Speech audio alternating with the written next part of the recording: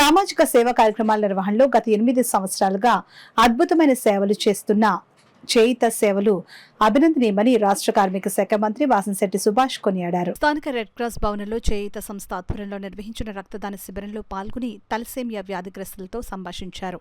క్రమం తప్పకుండా రక్తాన్ని సమకూర్చడంలో చేయిత చేస్తున్న స్వచ్ఛంద రక్తదాన శిబిరం అభినందనీయమని, స్ఫూర్తిదాయకమని మంత్రి సుభాష్ కొనియాడారు.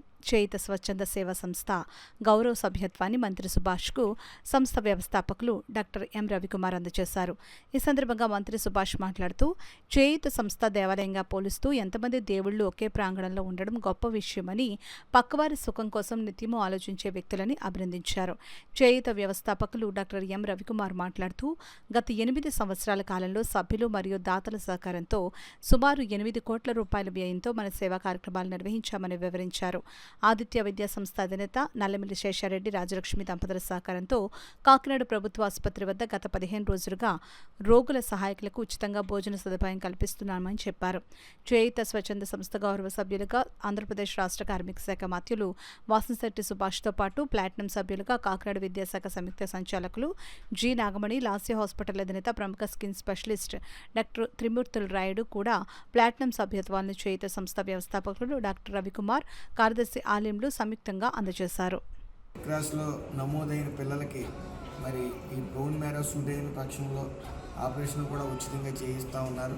కాబట్టి దయచేసి తలసేమియా పిల్లల తల్లిదండ్రులు కొద్ది అవేర్నెస్తో ఉంది ఈ యొక్క సంస్థ ద్వారా రెడ్ క్రాస్ నమోదు చేసుకుని వాళ్ళ పిల్లల్ని కాపాడుకునే ప్రయత్నం చేయమని చెప్పి విన్నవించుకుంటా ఉన్నాను.